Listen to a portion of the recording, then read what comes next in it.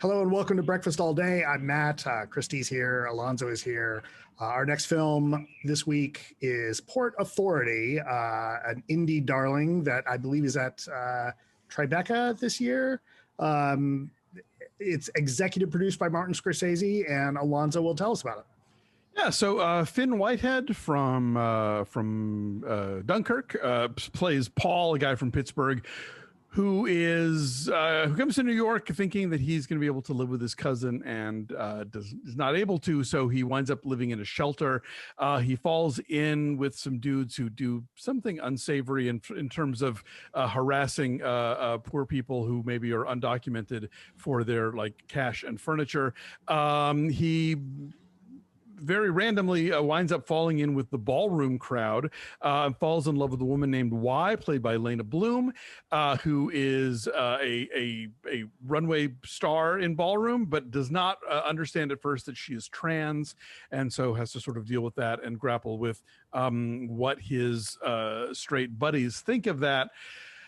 I can't believe we're still telling this movie from the straight guy's point of view. You know what? The people in Oz are fascinating. We don't need Dorothy. And so, the show Pose, which Leyna Bloom has been on, got a lot better in season 2 when they got rid of all the boring straight white people and just focused on the people in ballroom who have their own stories to tell, who have their own agency. So the fact that we're going through this movie where he doesn't know she's trans and then he finds out and he has to deal with it. What does that mean? And blah, blah, blah. It's like, it's 2021. Could we please move on from this story? Beyond that, yeah, the performances are good, and definitely the ballroom scenes feel vivid and authentic and legitimate. But I honestly, why should be the story of this movie? She should be the center. She should be the star. I didn't care about Paul and his journey because I've seen that journey so many times, and I was just gobsmacked that it turned into the kind of movie that it turns into. But it's like, I mean, maybe I'm just jaded because I've programmed a queer film festival for a long time, and I've seen this very movie so many times. But it is that movie again. Maybe the logic is you have to have a conduit, right? But do we though? I mean, I think again, once Pose realized they didn't need those outsiders to be the way for the audience to get in, the audience was firmly committed to the inside. You know, I don't know. To me, it feels like a lack of faith in the audience that we couldn't just tell Y's story and be it that way. And I don't ever like to review movies where the movie that it should have been, but come on, this shit is tired. I mean, what's interesting here is the notion of truth, right? And so he's lying to her from the start. Yes. About who he is, where he lives, why he's there. I think it's his half sister, by the way. Yeah, you're right. Sorry, you're right. It is half sister. Who was in Here Today. She is Billy Crystal's dream wife in the flashback. Right. Who's always what's his name? Charlie Burns. She's the one who looks in the camera and says, Charlie Burns, you're so funny. Charlie Burns, I love you. So she's in this. Louisa Krause is her name. So he is lying the whole time, although she has said to him from the beginning, don't lie to me. Men lie. Don't lie to me. And he even says, ask me anything, I'll tell you the truth because I'm not a player. And then he lies. But she is honest with him from the very beginning because she is confident in herself from the very beginning. And so I totally hear what you're saying about how it's tired to have it from the straight white men's perspective or whatever. But there are lessons to be learned here. And so maybe it's valuable to people to have that be your conduit to get to those perhaps lessons, to that open-mindedness and that acceptance and that love. I don't know. And the scenes with her and all her friends are lovely and vibrant and funny and true, and they are a family, and they in more than just this #family sense. They truly look out for each other. Yeah, they have a house, which, is a thing in the ballroom scene. And I'd say the apartment they live in is probably, a touch more realistic in terms of all these people piled on top of each other than the house of where they all live on Pose, which is a much roomier apartment. Oh, is it? Is it like Friends? Like they couldn't possibly afford that actual apartment? I mean, they could probably, given the time and part of New York. Yeah, I'm sure they could afford it, but it's huge. Matt, what'd you think? This movie does have a lot going for it. It's beautiful. I thought it was absolutely gorgeous the way it's shot. I think the performances are all fine. But I agree with Alonso, like the story, like I'm not interested in Paul really at all. Right. And if it's going to be about this romance, like I get why Paul's interested in Y, because Y's sexy and super cool and super fun and grounded. And yeah, what's she getting out of this relationship? Right. Like what's in it for her? Like aside from like, I mean, I guess he's cute, like handsome, sure, but there's not a lot else there. He certainly doesn't come off as like the brooding type. Like he's going, like I know Whitehead's going for that, but it doesn't quite hit.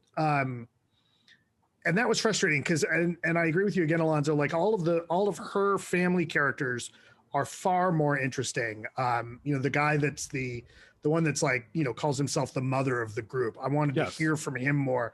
And there are some little bits that are somewhat unexpected. I do like that once Whitehead finds out, once Paul finds out about why, it doesn't, it's, not like The Crying Game where the whole thing about the movie is like, oh my God, what's he going to do? This one's a little bit more like, he's more angry at himself and then it's basically like, yeah, all right. Yeah, they do resolve that bit of it relatively quickly, but then but he's still worried about what other people are going to think and that kind of right. stuff. And I think that the movie, you could say that movie does that because he's been bullshitting everybody about everything, but it could have done a better job of showing that. I wanted to see more of the dance scene, the ballroom scene, because they're terrific in that, but it's very ill-defined. It's like, yeah, there's this thing and we're going to get these awards, but you never like, it never feels like there's anything at stake.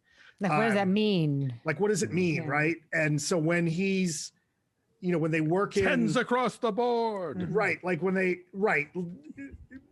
Yeah. They don't quite set that up. They don't, there's talk about what the prize money would mean, right. But as opposed to something like Strictly Ballroom, where in no uncertain terms, or any Step Up or any of those dance movies, like, oh, there's a competition and here's what it means to get there, and here, like, right, it's all just to the side because it's too focused on Paul. Exactly, and if you're going to make that secondary to the central romance, fine, but then make the central romance more interesting and make it not from his point of view, and again, give us more of an idea of what it is that she sees in him, because he comes off as sort of twitchy and unreliable. Like, I would think right. Y would have a much stronger bullshit detector for it. Well, and the other thing too is, like, you see with the TK character, like, he spies TK dancing by himself, right? And so you understand, like, okay, I understand how he ends up at that first ballroom.